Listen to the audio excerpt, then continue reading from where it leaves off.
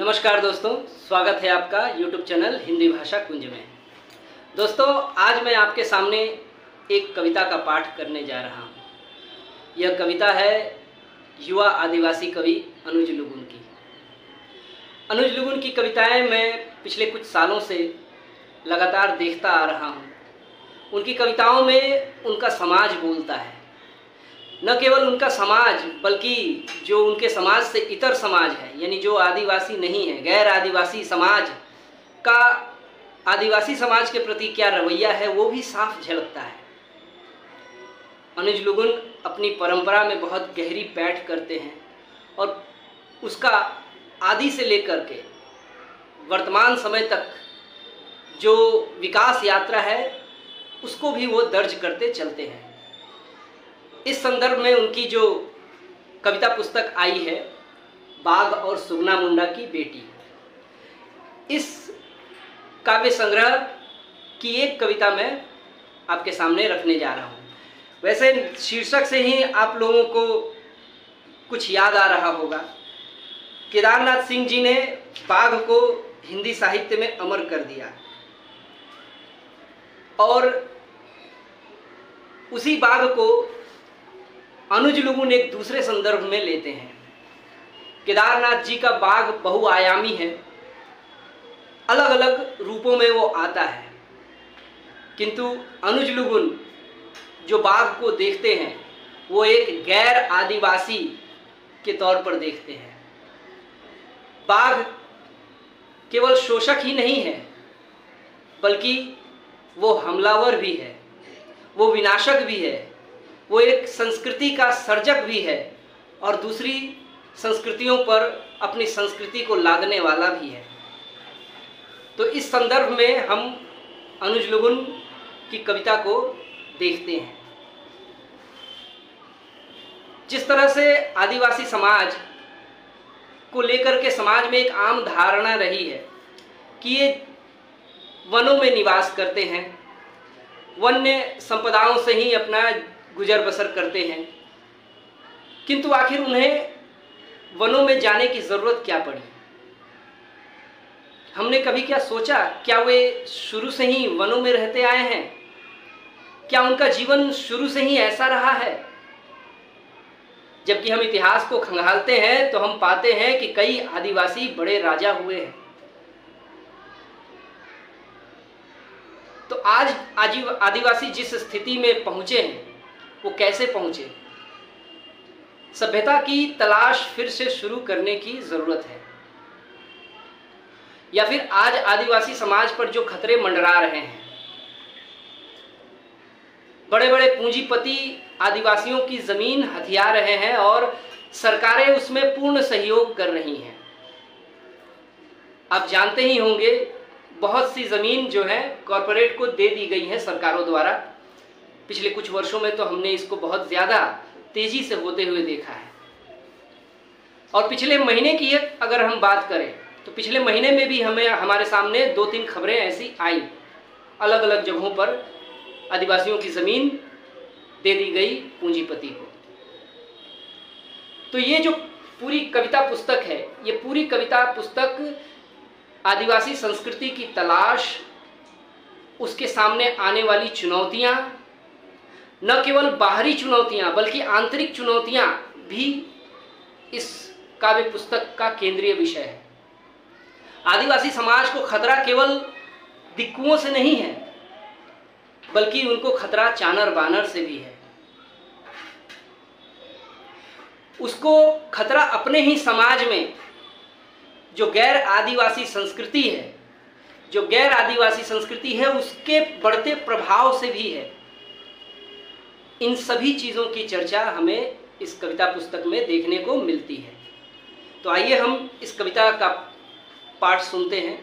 मैं इस कविता पुस्तक की सिर्फ एक कविता, जिसका शीर्षक है सुगना मुंडा की बेटी, मैं उसी का पाठ करूंगा और बीच बीच में कुछ कुछ संदर्भ भी जोड़ता चलूँगा। इसलिए ये अखंड पाठ नहीं होगा बल्कि कुछ पाठ, कुछ बातें, कुछ पाठ, कुछ बातें, इस क्रम में चलेगा। तो चलिए शुरू करते हैं। सुगना मुंडा की बेटी। आसमान को छूकर उन्हें भेद देने की होड़ में खड़ी कलात्मक इमारतों से लिपटी चमकती काली सर्पीली सड़कों के नेपथ्य में यह बाघ की गर्जना है। उसकी गर्जना से जंगल की सूखी टहनियां, दीमकों की पपड़ियां झर रही हैं। गोलियों की तड़तड़ाहट और विस्फोटकों की कर्कश धमाकों के बीच नेपथ्य ध्वनि की तरह रह रह कर उठती है चीख, बच्चों की, औरतों की और बूढ़ों की कराह। उनके भागने की आहट, झाड़ियों के टूटने चरमराने की आहट। बाघ की गर्जना से पहले बज रही मांदर की थाप अब थम चुकी है। रात का अंतिम पहर है। चांद जो टुकड़ों में अब तक आसमान में था, वह भी जा छुपा था किसी ओट में। झिंगुर, जुगनू, नुगुर, हर कोई जैसे गवाही देने से बचना चाह रहा। घबराती हुई, डरती हुई, खुद को संभालती हुई सुगना मुंडा की बेटी ने कहा, यह बीजापुर है। सिरकेट गुडुम, कोथा गुडुम, राजू पेंता और जागा मुंडा, ये दंडकारण्य के गांव हैं। हमारा गांव घर है दंडकारण्य। दंडकारण्य के गांव ने वैश्विक ग्राम के संधि प्रस्ताव के विरुद्ध मतदान किया है। क्या उसी का परिणाम है यह कि यहाँ मासूम नाबालिगों तक की लाशें बिखरी हुई? ये जो वैश्विक ग्राम की अवधारणा है, यानी जिसको ग्लोबलाइजेशन कहा जाता है, तो हम जानते हैं ग्लोबलाइजेशन आने के बाद सबसे ज़्यादा मार आदिवासियों पर पड़ी। उनकी ज़मीनें छीने जाने लगी, क्योंकि आदिवासी आमतौर पर आज जहाँ पाए जाते हैं, जहाँ उनकी बहुलता है, वो खनिज पदार्थों से भरी हुई जगह है। तो वैश्विक कंपनियां और कुछ भारतीय कंपनियां भी जो वैश्विक स्तर प्राप्त कर रही हैं, वो उन जगहों से मिनरल्स को निकाल कर धन संपत्ति कमाने के लिए आदिवासियों की ज़मीनें छीन रही है। लेकिन सीधे तौर पर तो ऐसा वो कर नहीं सकती। आदिवासी क्यों बेचेंगे अपनी ज़मीन किसी पूंजीपति को? तो उसके लिए सरकार मध्यस्थता करती है, वो बिचौलिए के रूप में आती है और विकास के नाम पर आदिवासियों की ज़मीन वो उसका अधिग्रहण करती है, अधिग्रहण कानून के अंतर्गत। कई बार उनको बहला फुसला करके नौकरी का लालच वगैरह दे करके उनकी ज़मीनें ली जाती हैं और बाद में पूंजीपतियों को दे दी जाती हैं। लेकिन कई बार ऐसा भी होता है कि आदिवासी अपनी ज़मीन नहीं छोड़ना चाहते और इसके लिए सरकार बहुत ही अन्याय और शोषण करती है उनका।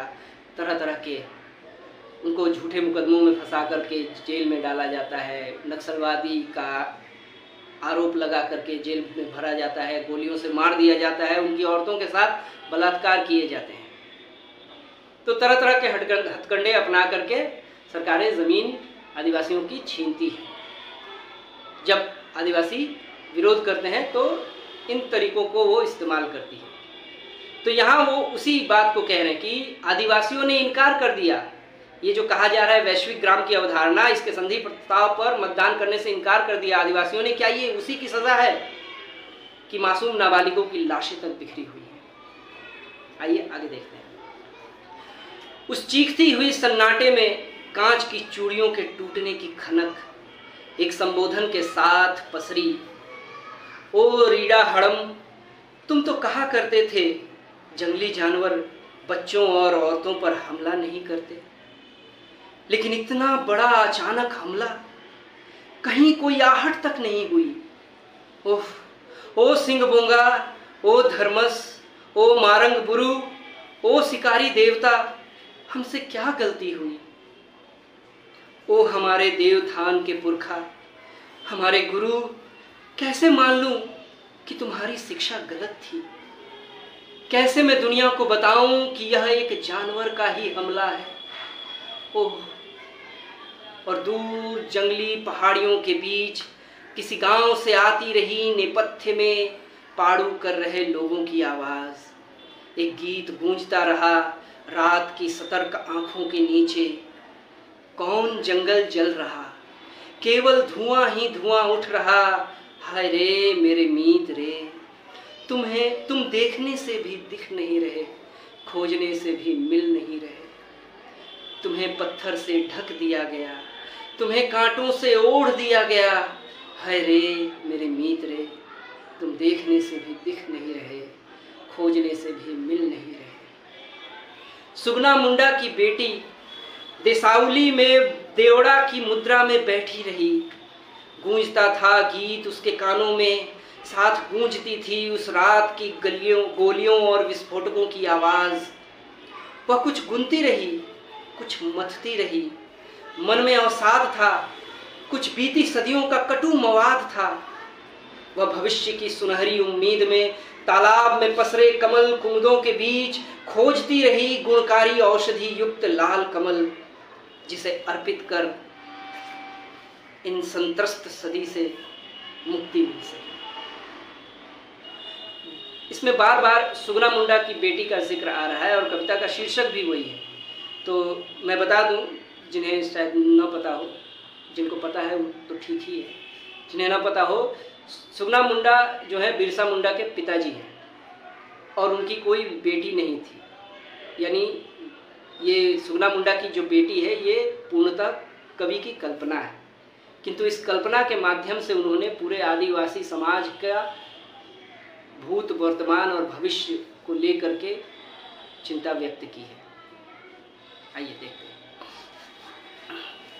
उस घटना के बाद एक रात वह नाट्य रूप में पुरखों से मुखातिब रही। मुझे बताओ रीड़ा हड़म, वह किस जंगल से आया था? उसके पदचिन्ह किस ओर से आए थे? किस ओर गए हैं? मुझे बताओ, मुझे बताओ। रीड़ा हरम ने बेचैन मुद्रा सी गहरी सांस लेकर अपने संपूर्ण संचित अनुभव ज्ञान से कहा, ओ बिरसी, यह वह चौपाया बाघ नहीं जिसका शिकार बहिंगा से तुम्हारी दई ने बकरी चराते समय किया था, जब उसने जानलेवा हमला बोला था। दई यानी मां। यह वह धारीदार बाघ नहीं जिसे तुम्हारे दादा ने हल जोतते समय हल की मूठ से परास्त किया था, जब उसने बैलों पर झपट्टा मारा था। यह वह आदमखोर भी नहीं जिसका मैंने दुहत्था दुपहरा धनुष से सेंद्रा किया था। सेंद्रा यानी शिकार, जब उसने मेरे भाई को जबड़े में दबोच लिया था। बिरसी का आवेग पहाड़ी नदी की तरह था। वह तड़प उठी, ओह गोमके, मुझे जल्दी बताओ, वह कौन है? कहाँ से आया था? मेरा खून मेरी आंखों से टपक रहा है, मेरा धनुष तन गया है। मुझे उसका पता चाहिए, मुझे उसका सही ठिकाना चाहिए। रीड़ा हड़म, रुको बिरसी, यह भावावेश घातक है। इसी आवेश ने वीरों को असमय शहीद किया है। ऐसा करना और रणनीतिक कदम होगा। यही तात्कालिक प्रतिक्रिया का कोई भविष्य नहीं। यहाँ ऐसे ही हजारों सालों से हमारी लड़ाई अधूरी रह गई है। थोड़ा और धैर्य चाहिए, थोड़ा और चिंतन और वैचारिकता भी चाहिए। इसके बिना कहीं सहयोग नहीं है, कहीं समर्थन नहीं है। हम अधूरे ही रहेंगे, हम अधूरे ही होंगे, बिखरे हुए ही होंगे।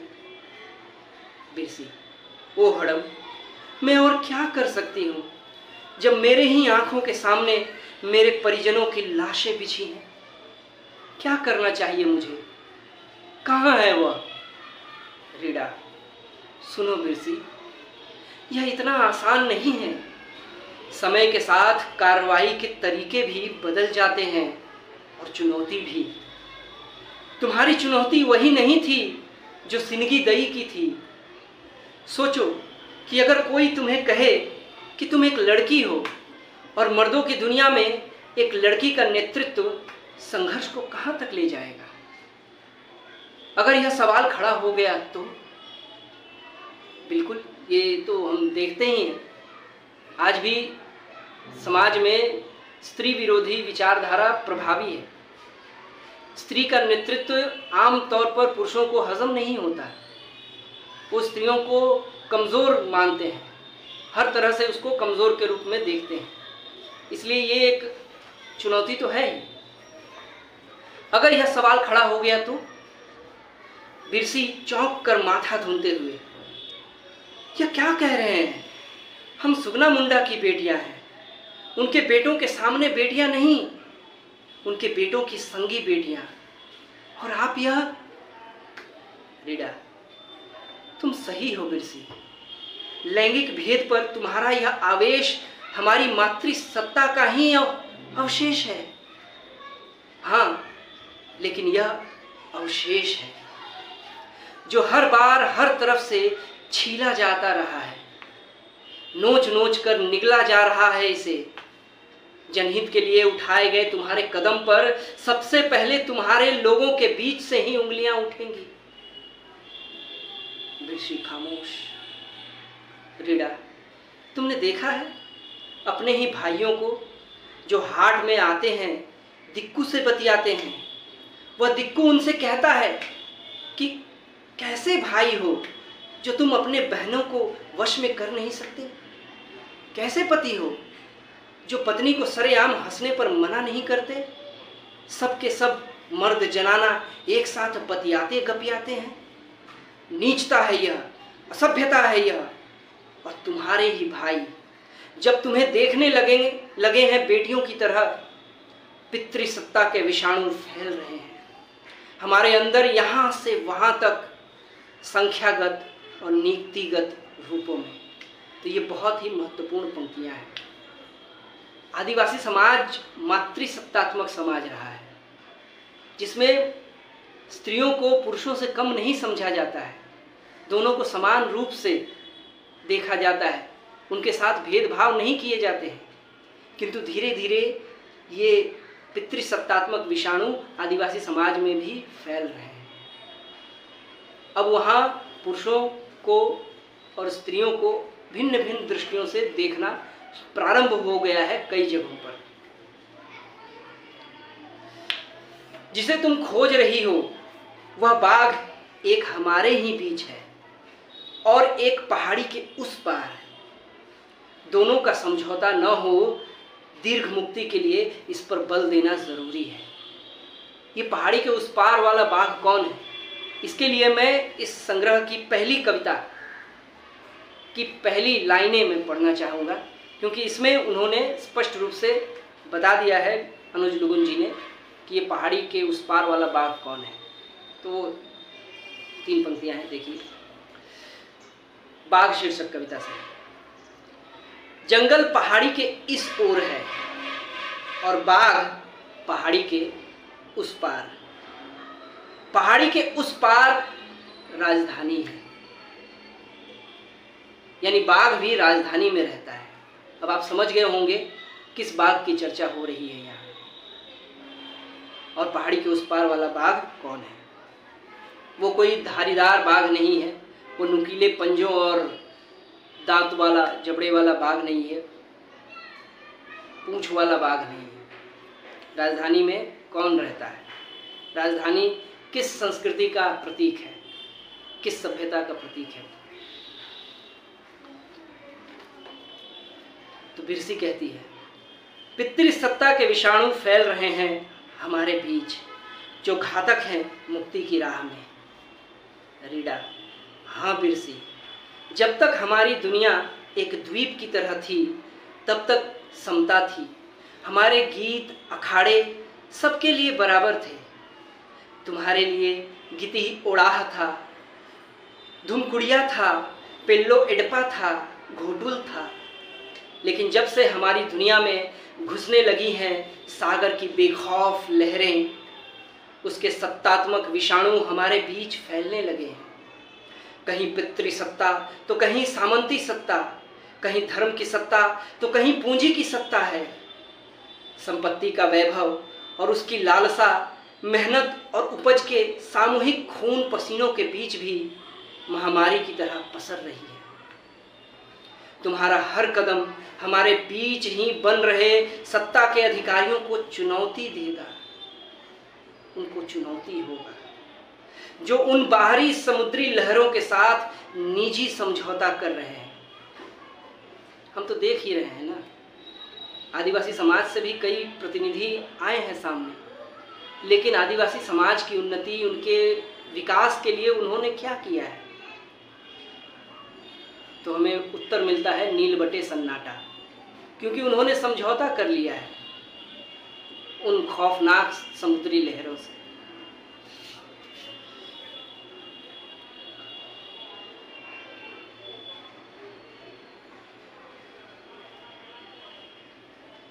तो कहीं धर्म की सत्ता तो कहीं पूंजी की सत्ता है। संपत्ति का वैभव और उसकी लालसा, मेहनत और उपज के सामूहिक खून पसीनों के बीच भी महामारी की तरह पसर रही है। तुम्हारा हर कदम हमारे बीच ही बन रहे सत्ता के अधिकारियों को चुनौती होगा, जो उन बाहरी समुद्री लहरों के साथ निजी समझौता कर रहे हैं। बिरसी, ओह, तो कल के हमले का कोई एकमात्र सूत्र नहीं है, इसके पीछे एक पूरी संरचना है, एक पूरी व्यवस्था जो सत्ता के अनेक सूत्रों से बुनी है। आदमखोर बाघ एक अकेला हमलावर नहीं है और उसका नहीं है कोई एक ही प्रयोजन। रीडा, हाँ नुन्नी, हमें चौपाया बाघों से कोई डर नहीं है, उनसे हमारी नस्लों को कोई खतरा नहीं है। हमारे बूढ़े, बच्चों और औरतों पर ये कायराना हमला नहीं करते, उनसे हमारी कोई शत्रुता नहीं है, वे सब तो हमारे सहजीवी हैं।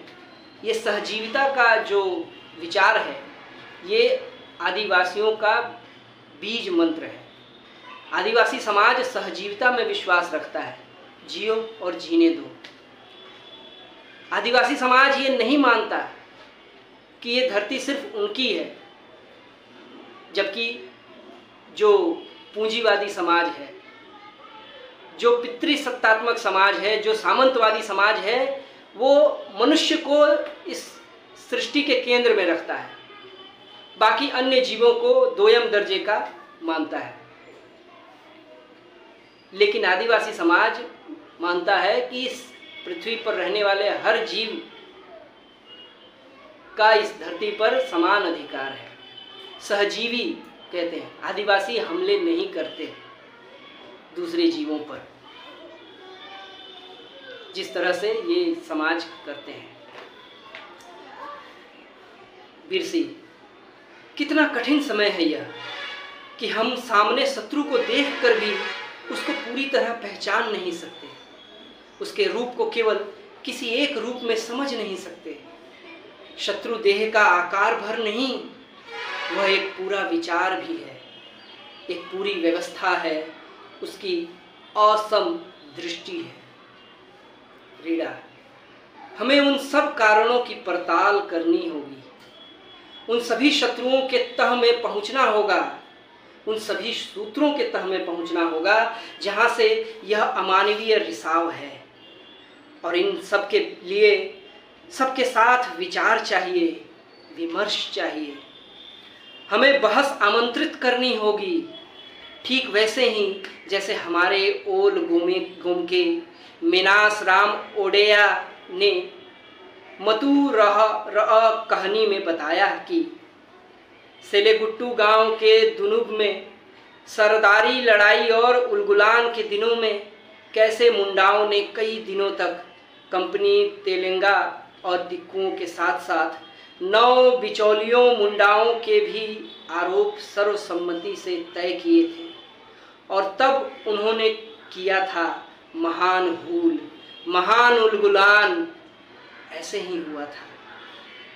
महान भूमकाल और महान मानगढ़, जिसे संभ्रांत और सवर्ण लेखकों, इतिहासकारों ने जंगली लोगों का अराजक उपद्रव मात्र कहा।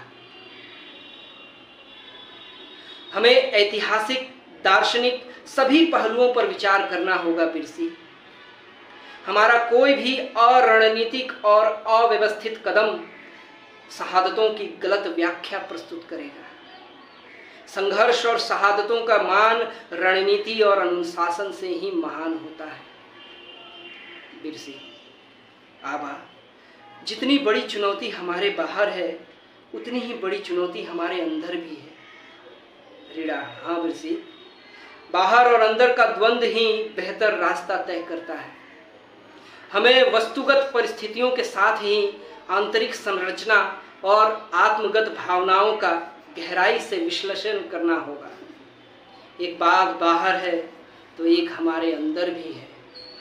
तभी तो चानर बानर होते हैं, उलट बग्गा होते हैं, आदमी ही बाघ बनते हैं, कुनील होते हैं। कहीं वह अनुशासित है तो कहीं छुट्टा घूम रहा है।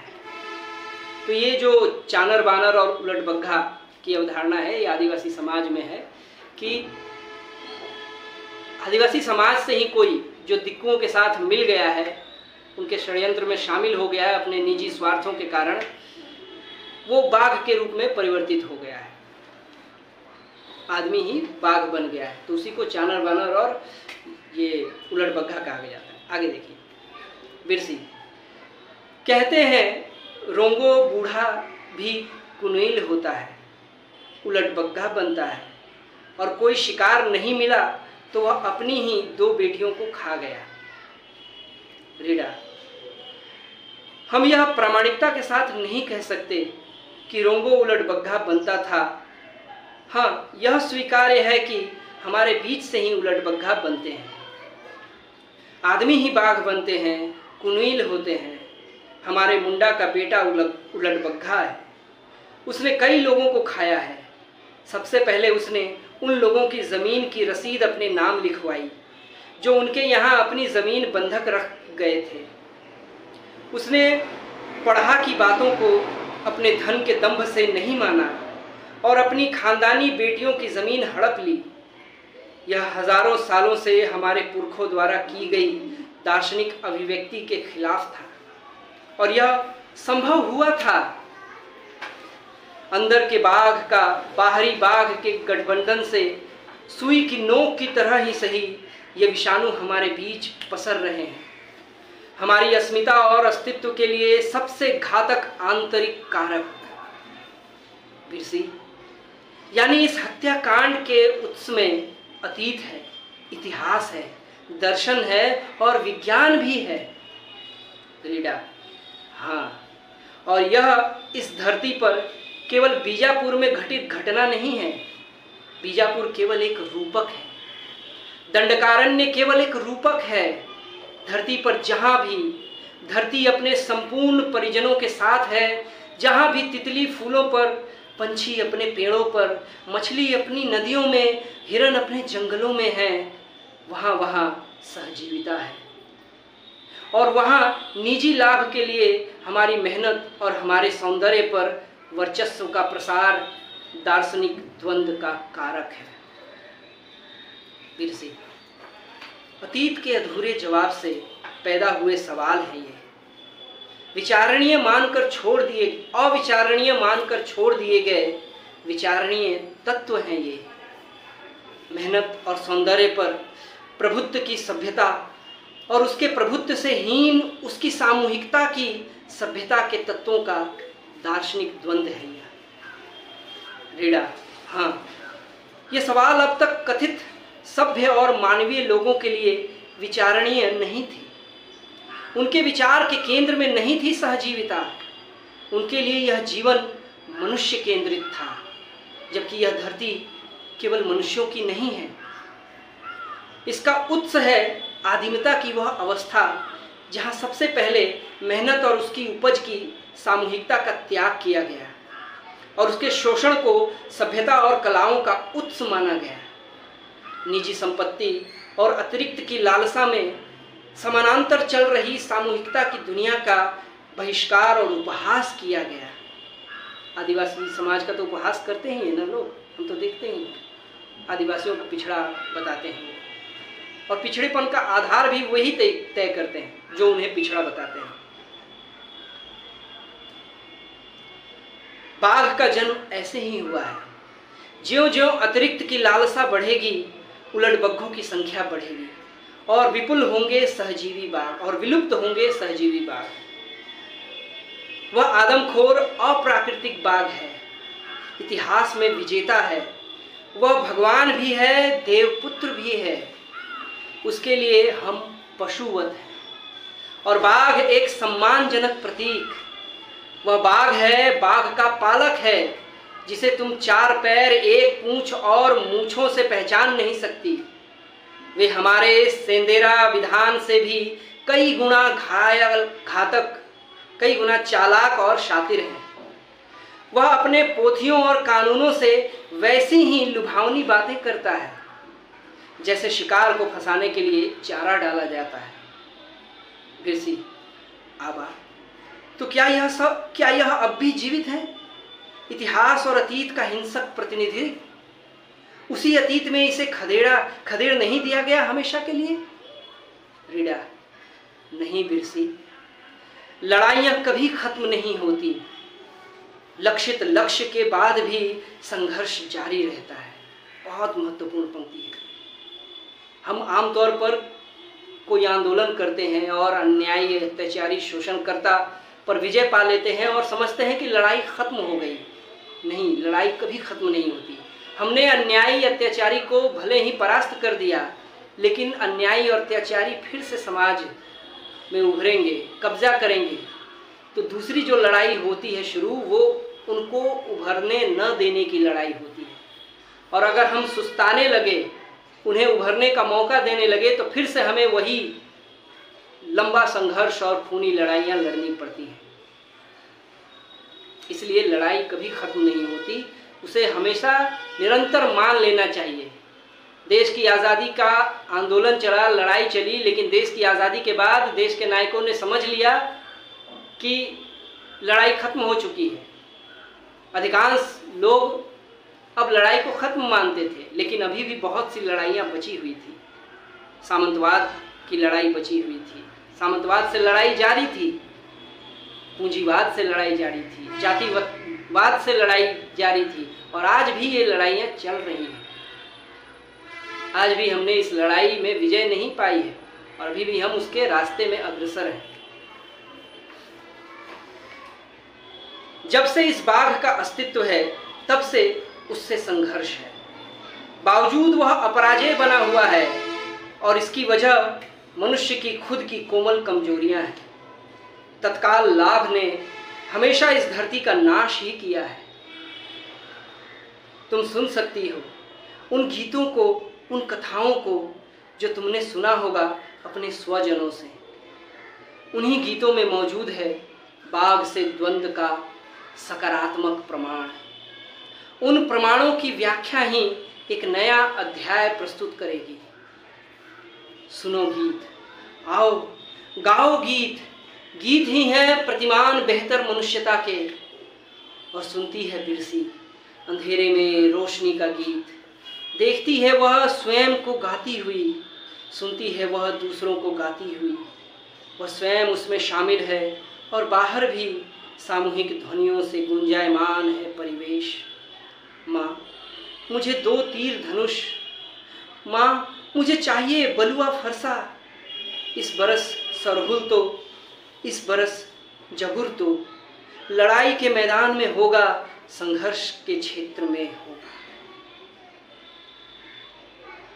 कुछ अंतराल के बाद फिर से दूसरे गीत की सामूहिक ध्वनि उभरी। हे चितरी चरई, हे अस्कल पक्षी, जंगल तो जल रहा है, पहाड़ तो धड़क रहे हैं। हम गाना चुगने कहाँ जाएंगे, हम गाना गाने कहाँ जाएंगे।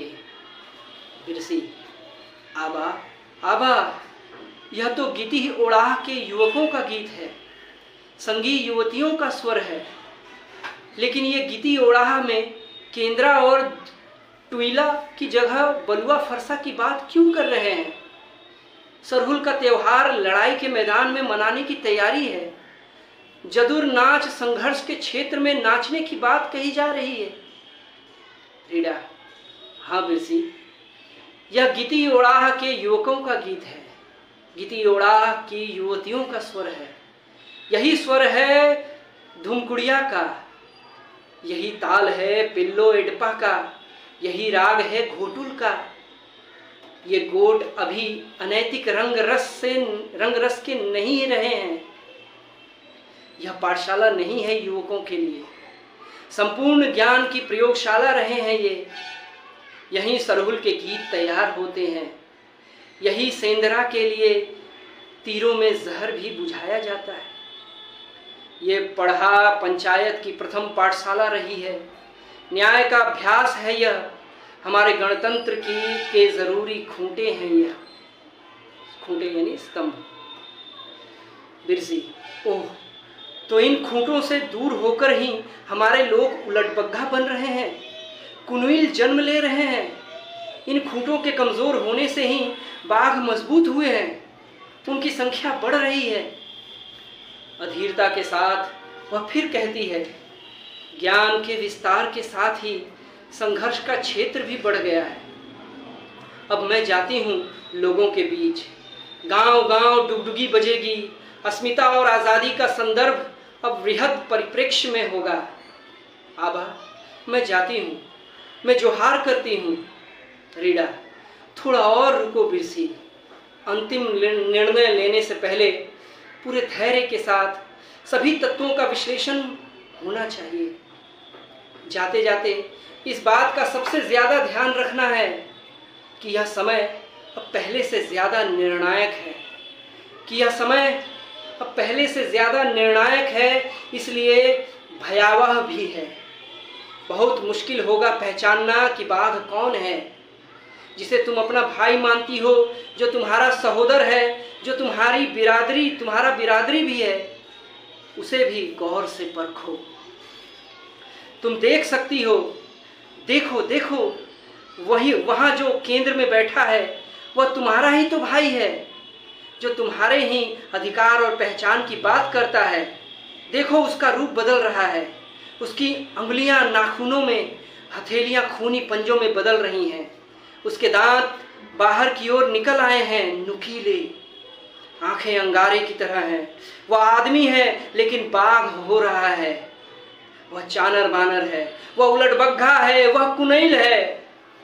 देखो, बुनुम में वह अपनी देह रगड़ रहा है। ओह बिरसी, तुम किस किस के लिए अपने तीर संभाल कर रखोगी। ये बहुत ही महत्वपूर्ण पंक्ति है और वर्तमान संदर्भ से जोड़ती है। आज हम देखते हैं आदिवासी समाज का प्रतिनिधित्व संसद में है, लेकिन जो प्रतिनिधि हैं वो प्रतिनिधित्व नहीं कर रहे हैं, क्योंकि आदिवासी के उत्थान के लिए, आदिवासी समाज के उत्थान के लिए वो कोई प्रयास नहीं कर रहे हैं। उल्टे आज आदिवासियों की ज़मीनें पहले से कहीं ज़्यादा मात्रा में छीनी जा रही हैं।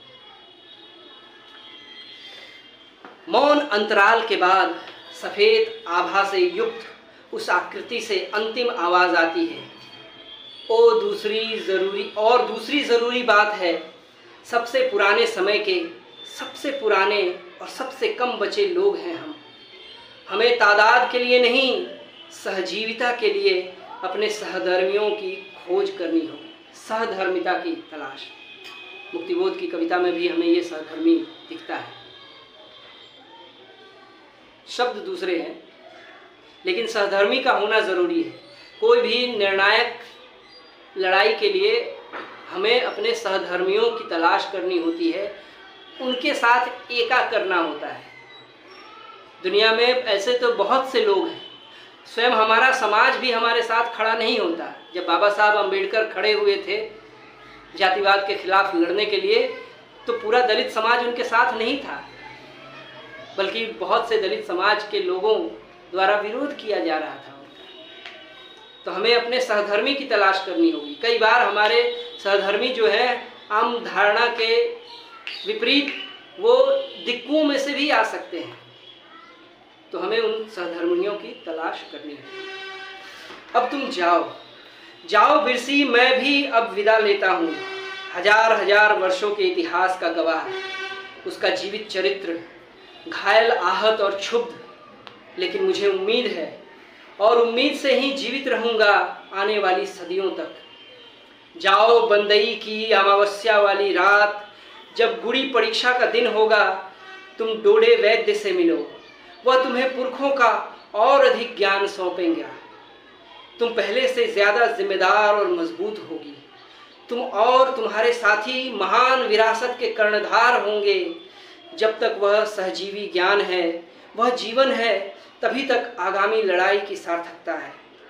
उसके बिना फिर से सब कुछ कुरूप होगा, अराजक होगा। जाओ जाओ बिरसी, मुंडाओं की पुरखा, सुगना मुंडा की काल भेदी जीवित बेटी, हजारों वर्षों के श्रमशील विरासत की वारिस, हाशिए की रूपक, सभ्यताओं की समीक्षक। तुम्हें जोहार, तुम्हें जोहार, तुम्हें जोहार। अवचेतना, और अचानक अवचेतना से जाग उठी बिरसी। बिरसी ये सब कल्पना, सपने में ये पूरा संवाद चल रहा था बिरसी और रीडा हरम का। जाग उठी बिरसी, हाँफने लगी, कुछ कौतूहलता में खोजने लगी। क्या यह सपना था या यह साक्षात्कार था पुरखों का, खूट का, या यह बेचैनी का चरम था जिससे बन रही थी छवियां, आदमखोरों को सभ्यता की सूची से बाहर कर देने के लिए। रात पसर रही थी उसके चारों ओर और नींद की जगह ले ली थी दंडकारण्य में उभर रही आकृतियों ने। धन्यवाद।